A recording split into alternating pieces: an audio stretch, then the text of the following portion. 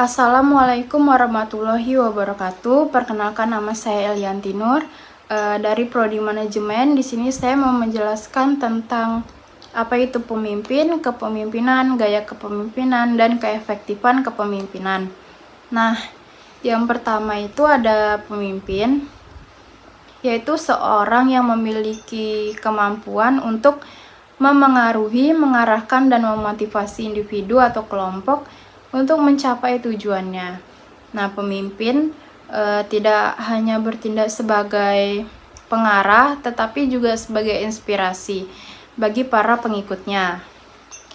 Nah, karakteristik pemimpin yang baik itu seperti yang pertama ada visi yang jelas, yaitu pemimpin mampu menetapkan arah tujuan yang ingin dicapai. Yang kedua, komunikasi efektif, yaitu mampu menyampaikan ide, arahan, dan harapan dengan jelas kepada pengikut. Yang ketiga, kepercayaan diri, yaitu menunjukkan keyakinan pada dirinya sendiri dan pada kemampuan timnya. Yang keempat, kemampuan mengambil keputusan, yaitu mampu membuat keputusan yang tepat dan strategis dalam situasi yang sulit. Yang kelima, kemampuan menginspirasi, yaitu menggerakkan orang lain untuk bersemangat dan bekerja keras mencapai tujuan bersama. Selanjutnya, peran pemimpin terbagi menjadi dua. Yang pertama sebagai motivator, yaitu memberikan dorongan kepada pengikut untuk bekerja keras dan mencapai potensi terbaik mereka. Yang kedua sebagai pengambil keputusan, yaitu bertanggung jawab atas keputusan yang memengaruhi tim atau organisasi. Nah, selanjutnya ada kepemimpinan, yaitu proses di mana seorang pemimpin memengaruhi dan mengarahkan perilaku individu atau kelompok untuk mencapai tujuan bersama. Nah, kepemimpinan melibatkan interaksi antara pemimpin, pengikut, dan situasi tertentu.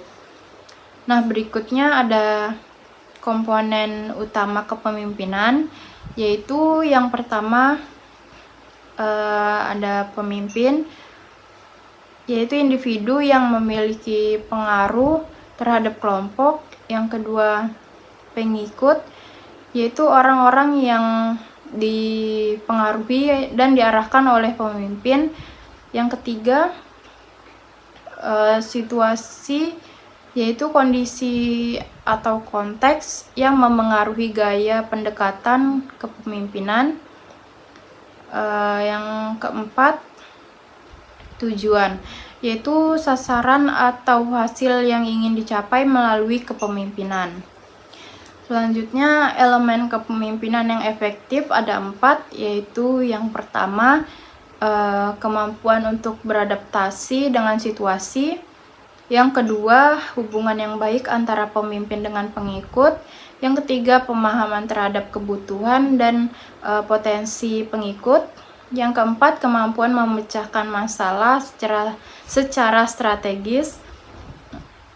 Selanjutnya, fungsi kepemimpinan adalah peran dan tanggung jawab yang dijalankan oleh seorang pemimpin dalam mengarahkan, mengelola, dan memotivasi anggota organisasi untuk mencapai tujuan bersama. Nah, berikut ini ada beberapa fungsi utama kepemimpinan.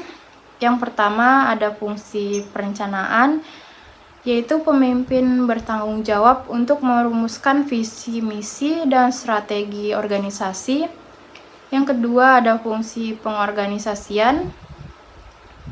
Pemimpin harus menyusun struktur organisasi yang efektif, membagi tugas, dan bertanggung jawab secara jelas, serta memastikan koordinasi yang baik antara anggota tim. Yang ketiga, fungsi pengarahan, yaitu pemimpin memberikan arahan, instruksi, dan bimbingan kepada anggota tim agar mereka bekerja sesuai dengan tujuan organisasi. Selain itu, pemimpin juga bertanggung jawab untuk memotivasi dan menginspirasi tim. Yang keempat, fungsi pengendalian. pemimpin harus memastikan bahwa pelaksanaan kerja berjalan sesuai dengan rencana. Yang kelima, fungsi pengambilan keputusan, yaitu pemimpin harus mampu membuat keputusan yang tepat dan cepat berdasarkan analisis data, koordinasi lingkungan, serta masukan dari anggota tim. Yang keenam, fungsi komunikasi, pemimpin harus menjadi penghubung yang baik antara berbagai pihak dalam organisasi. Yang ketujuh, fungsi motivasi, yaitu pemimpin harus bisa memberikan dorongan moral dan motivasi kepada anggota tim agar mereka bekerja dengan semangat dan produktivitas tinggi. Yang ke-8 ada fungsi pengembangan SDM. Pemimpin harus membangun dan mengembangkan kemampuan anggota tim melalui pelatihan, bimbingan, dan pemberian kesempatan untuk berkembang dalam karir mereka. Fungsi-fungsi ini saling berkaitan dan harus dijalankan secara seimbang agar kepemimpinan dalam organisasi menjadi efektif. Selanjutnya, yang ketiga ada gaya kepemimpinan. Adalah cara atau pendekatan yang digunakan seorang pemimpin untuk memengaruhi, mengarahkan, memotivasi, dan mengelola anggota tim atau organisasi untuk mencapai tujuan yang diinginkan.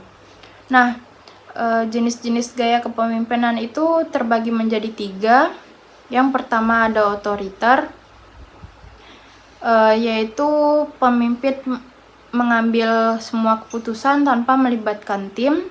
Yang kedua, demokratis, yaitu pemimpin melibatkan anggota tim dalam proses pengambilan keputusan, mendorong kolaborasi dan partisipasi. Yang ketiga, transformasional, yaitu pemimpin menginspirasi dan memotivasi tim untuk mencapai potensi maksimal mereka. Selanjutnya, siapa saja sih yang terlibat dalam gaya kepemimpinan? Nah, yang pertama ada pemimpin, yaitu orang yang memiliki tanggung jawab untuk mengarahkan dan mengelola kelompok atau organisasi seperti CEO, manajer, kepala divisi, supervisor, atau ketua tim. Yang kedua ada anggota tim, yaitu karyawan atau bawahan yang dipimpin. Yang ketiga ada stakeholder, yaitu pihak lain yang terlibat secara tidak langsung seperti pelanggan, pemegang saham, atau mitra bisnis yang dapat merasakan dampak dari gaya kepemimpinan tersebut. Nah, contohnya seorang CEO dengan gaya kepemimpinan transformasional dapat menginspirasi seluruh organisasi dari manajemen tingkat atas hingga staf operasional.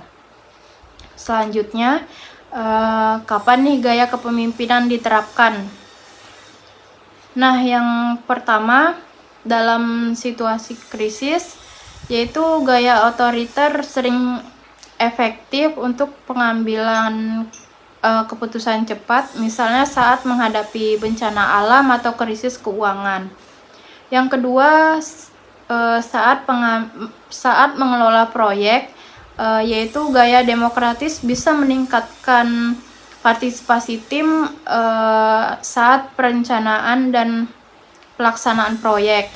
Yang ketiga, dalam lingkungan stabil, yaitu gaya transaksional cocok untuk menjaga kinerja yang konsisten di lingkungan kerja yang sudah terstruktur dengan baik. Selanjutnya, di mana gaya kepemimpinan diterapkan?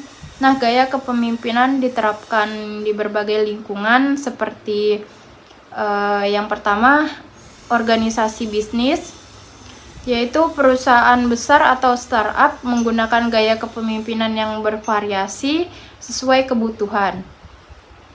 Yang kedua, instansi pemerintah, yaitu biasanya menggunakan gaya otoriter atau birokratis karena sifatnya yang formal dan struktur. Yang ketiga, lembaga pendidikan, yaitu pemimpin di sekolah atau universitas sering menggunakan gaya demokratis untuk mendorong partisipasi guru dan siswa. Selanjutnya, mengapa gaya kepemimpinan penting? Nah, gaya kepemimpinan yang efektif penting karena yang pertama, memengaruhi kinerja tim, yaitu gaya yang tidak dapat meningkatkan produktivitas, efisiensi, dan kualitas kerja. Yang kedua, meningkatkan motivasi karyawan, yaitu pemimpin yang inspiratif mampu memotivasi tim untuk bekerja lebih baik. Yang ketiga, membantu pengambilan keputusan, yaitu gaya kepemimpinan yang jelas membuat proses pengambilan keputusan lebih efektif. Nah, contohnya, seorang pemimpin dengan gaya transformasional dapat mengubah perusahaan yang stagnan menjadi lebih inovatif dan kompetitif di pasar. Selanjutnya, bagaimana sih menerapkan gaya kepemimpinan tersebut? Nah, gaya kepemimpinan diterapkan melalui berbagai strategi. Yang pertama ada komunikasi efektif, yaitu menyampaikan visi misi dan tujuan organisasi secara jelas kepada tim. Yang kedua, memberikan teladan. Pemimpin yang baik menunjukkan perilaku positif yang bisa ditiru oleh anggota tim. Yang ketiga, pemberian motivasi, yaitu menggunakan berbagai teknik seperti penghargaan, pengakuan, atau insentif untuk mendorong kinerja. Nah, contohnya seorang manajer proyek menggunakan gaya demokratis untuk mengadakan rapat rutin untuk mendiskusikan ide-ide tim sebelum membuat keputusan akhir. Nah, selanjutnya yang keempat, keefektifan kepemimpinan adalah kemampuan seorang pemimpin untuk mencapai tujuan organisasi dengan memaksimalkan potensi pengikutnya. Nah, faktor yang memengaruhi keefektifan kepemimpinan seperti yang pertama, komunikasi efektif. Pemimpin harus mampu menyampaikan visi, tujuan, dan arahan dengan jelas. Yang kedua, pengambilan keputusan yang baik, yaitu pemimpin harus bisa membuat keputusan yang strategis dan mendukung keberhasilan organisasi. Yang ketiga, keterampilan interpersonal, yaitu mampu membangun hubungan yang positif dengan pengikut. Selanjutnya ada teori pendukung keefektifan kepemimpinan, yaitu yang pertama ada teori sifat. Pemimpin memiliki karakteristik tertentu yang membuat mereka efektif. Yang kedua, teori perilaku, yaitu efektivitas pemimpin ditentukan oleh perilakunya, bukan sifat bawaan. Yang ketiga ada teori kontingensi, yaitu tidak ada gaya kepemimpinan yang ideal. Efektivitas tergantung pada situasi. Yang keempat, teori karismatik, yaitu pemimpin karismatik memiliki kemampuan memengaruhi pengikut melalui kepribadian dan visi mereka. Yang kelima ada teori path and goal, yaitu pemimpin membantu pengikut mencapai tujuan dengan memberikan arahan yang jelas dan menghilangkan hambatan. Nah, itu saja yang dapat saya sampaikan. Terima kasih.